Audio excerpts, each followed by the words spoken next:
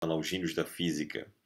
Na aula de hoje nós vamos falar sobre um efeito muito importante que marcou aí o advento, o início da física moderna, ou física contemporânea, que é o efeito fotoelétrico, também conhecido como efeito Hertz, tá?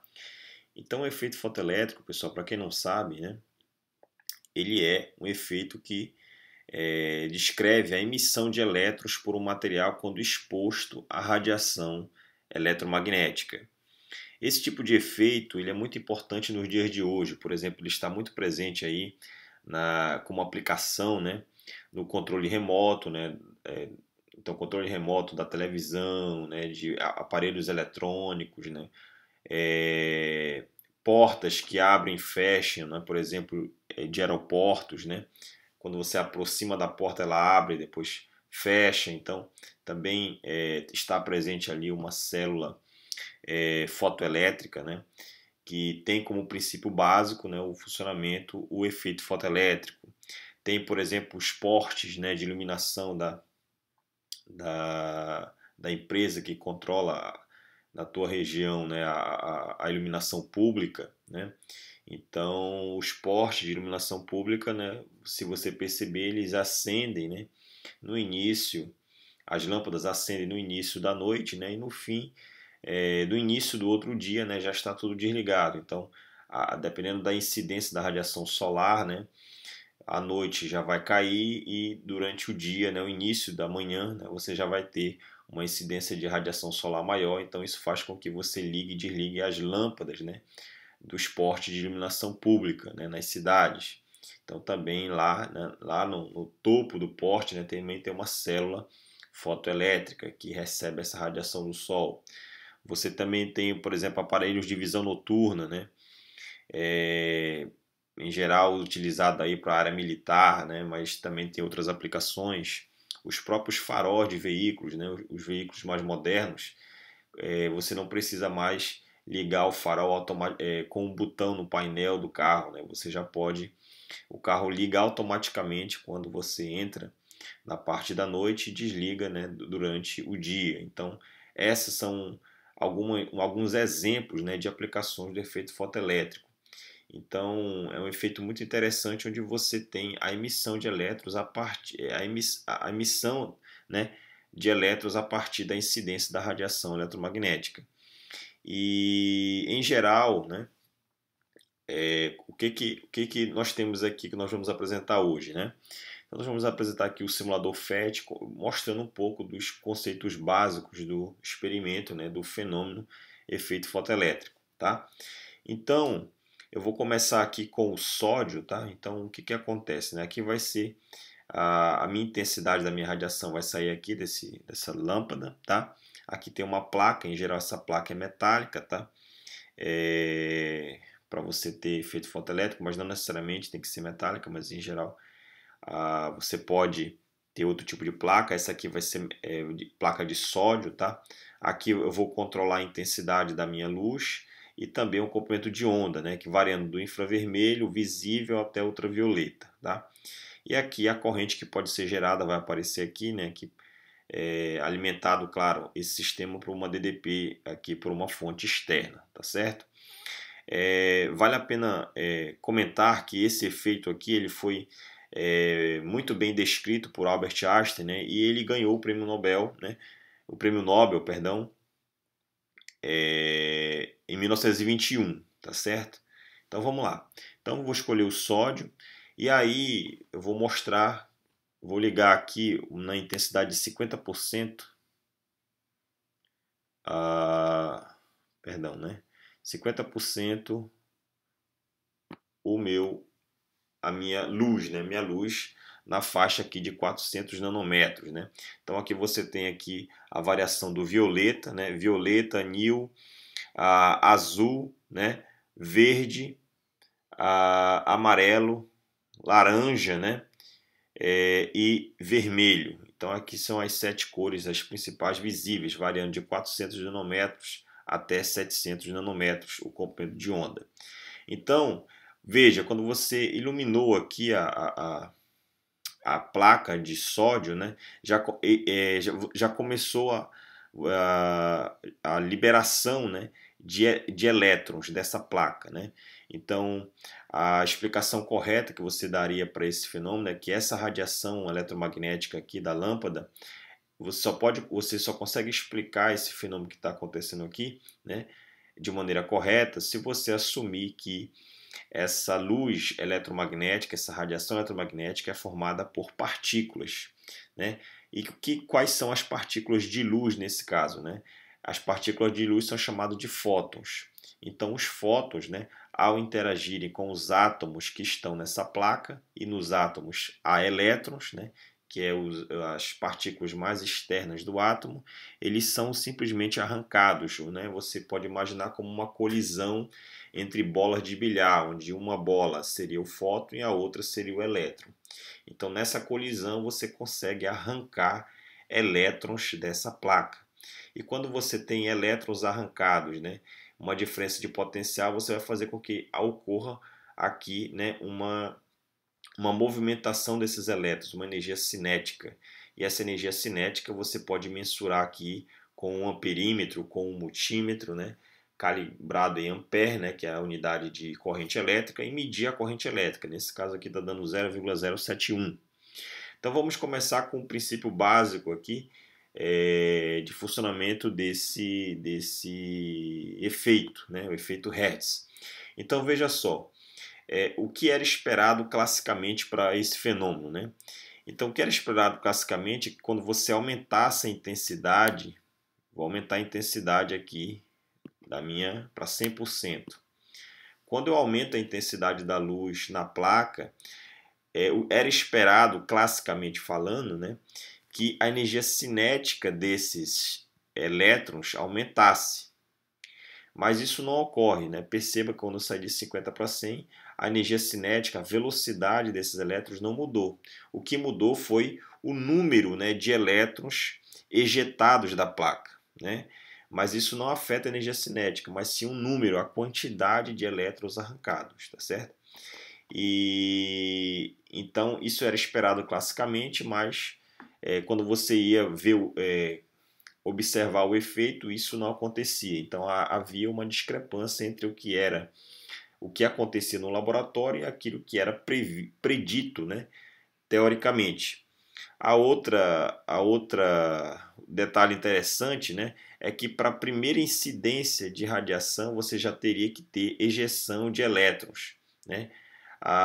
E isso não acontecia. Você tem que ter uma frequência mínima ou energia mínima de radiação incidente na placa. Ele chama de frequência de corte, né? Então, a gente vai ver aqui as frequências de corte de de 6 elementos aqui. Vamos já observar aqui variando, né, aqui o comprimento de onda e variando o tipo de placa, tá? Vou já mostrar isso aí para vocês, tá? Então essa energia mínima é a energia com que você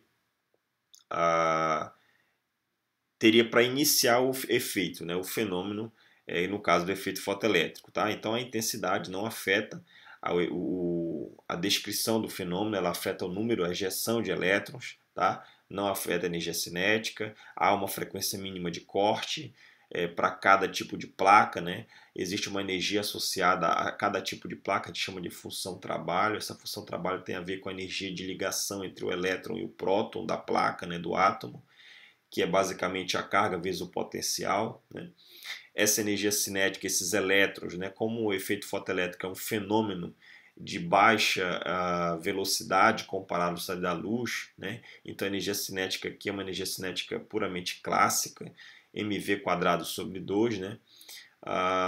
E também esse efeito ele foi bastante interessante porque ele foi um ponto favorável, né, que fortaleceu a teoria de Planck, né? Então, para você fazer a descrição teórica correta, você tem que imaginar que essa luz é formada por pacote formado por partículas de luz chamadas fótons. E cada fóton tem uma energia discreta. Essa energia é chamada de energia de Planck, né? Energia é hν, onde H é a constante de Planck e νe é a frequência. Então aqui a luz não é contínua, né? O comportamento da luz é de partículas, né? Um pacote de partículas chamada fótons, e cada fóton, cada quantum dessa radiação tem uma energia discreta que é dada por Hν.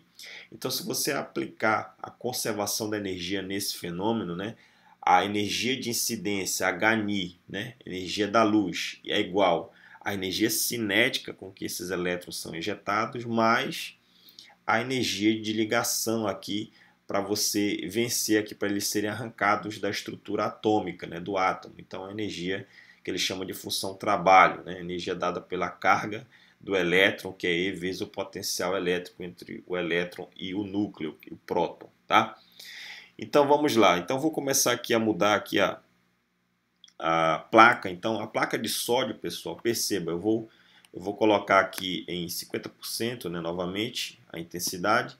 E qual é a frequência mínima para que o efeito comece a funcionar, né? Então, para o sódio, pessoal, o valor, né, mínimo aí, ó, é 539.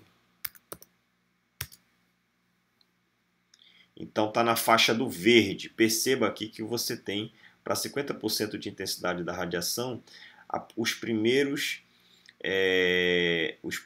elétrons ejetados. Se você diminuir aí uma unidade, 538, né? Não, perdão. 539 é o limite, é a frequência de corte limite aí para o efeito começar a ocorrer, né? Então ela está aqui, né? Se você tem um gráfico energia em função da frequência, a energia mínima para que ocorra o fenômeno, né? O gráfico aqui é uma função linear, a gente vai já ver aqui, né? E o comportamento desses dois também, corrente em função da voltagem, corrente em função da intensidade. Então perceba que os elétrons aqui, a frequência mínima está em torno de 539 nanômetros. Então lembra que frequência e comprimento de onda você tem como relacionar através da relação fundamental da ondulatória, né? C, que é a velocidade da luz, a velocidade é igual a lambda νi. Lambda é o comprimento de onda e νi é a frequência, tá? Que é o que está aqui. Dado em hertz, aqui é dado aqui em nanômetros. Então esse é o efeito mínimo. Então se eu colocar abaixo do verde, perceba aqui que vai parar a ejeção dos elétrons, que são essas bolinhas em azul.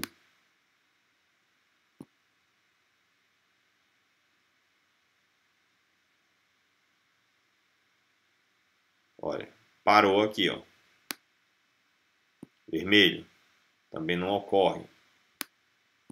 Não ocorre. Eu estou diminuindo a frequência, tá? Observe aqui o ponto no gráfico, ele está indo para próximo do zero. Eu estou diminuindo a frequência, tá?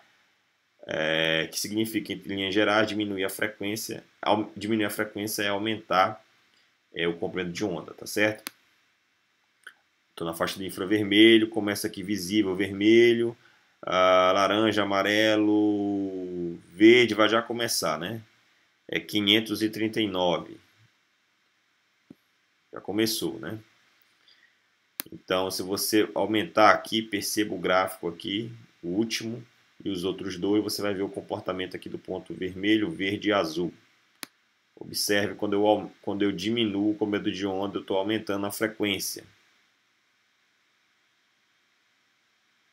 Perceba que quando eu aumento a frequência, eu também aumento a energia cinética dos elétrons, tá certo?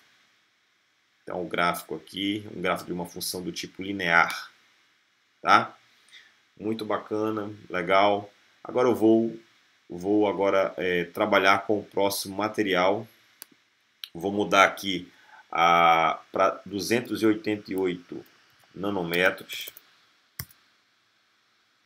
E vou mudar o material, que é o zinco. Então perceba que para o zinco, eu mudei o tipo de placa, mudei a função trabalho, vai ter uma outra relação aqui entre o comprimento de onda e a frequência, né, comparado com o sódio. Então aqui essa é a frequência de corte mínima para que o efeito fotoelétrico comece a ocorrer na placa de zinco, tá? Está na faixa aqui do ultravioleta. Perfeito? Vou trocar agora para 263 nanômetros. Agora a placa de cobre. Novamente, também mudei a placa, o efeito começa a ocorrer também aqui para a placa de cobre, em torno de 263 nanômetros. Já para a platina,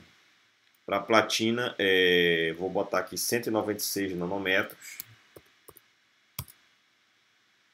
Para a platina. Então, também começa a ter ejeção de elétrons, né? Para essa, aqui na faixa do ultravioleta, para esse comprimento de onda. Então, perceba que para cada tipo de placa tem uma frequência mínima, uma energia mínima da luz incidente, né? Vou colocar agora para o cálcio. O cálcio é 427. Então, na faixa aqui do azul, trocar, né? Perceba aqui, para a platina, para essa comprimento de onda, não ocorre o efeito, porque aqui para a platina está 196 nanômetros. Quando você coloca na faixa do ultravioleta para o visível, 427 nanômetros, para você ter o efeito fotoelétrico, a ejeção de elétrons, tem que ser outro tipo de placa, que é a placa de cálcio. Olha, o efeito começa a ocorrer. E aí, a partir do momento que você diminui a frequência ou aumenta o comprimento de onda, você vai ter uma mudança, você vai ter um aumento da energia cinética, tá? Olha lá. Eu posso aumentar a intensidade. Eu aumento a intensidade e você não muda a energia cinética desses elétrons, né? Aqui é 427. Perfeito? Não altera. Mas a partir do momento que você aumenta o comprimento de onda, diminui o comprimento de onda, ou seja, aumenta a frequência, você vai ter o aumento aqui da ejeção dos elétrons aqui, certo?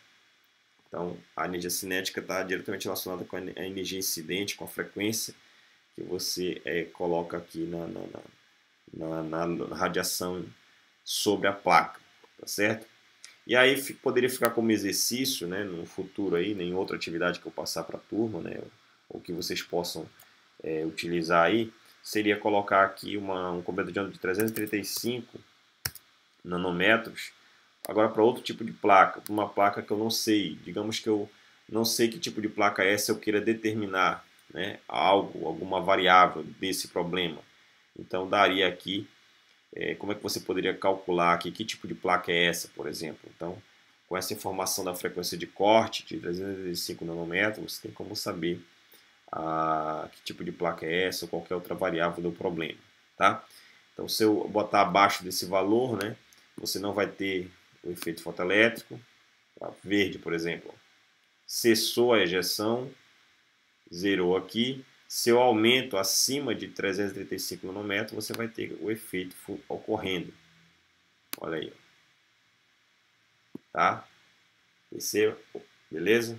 Tá ótimo. Eu espero que tenha ficado claro aí o efeito fotoelétrico, né? Uma visão bastante animada aí utilizando o FET, né? Que é o simulador da Universidade do Colorado. Tá certo? Espero que todos tenham gostado. Até mais e bons estudos!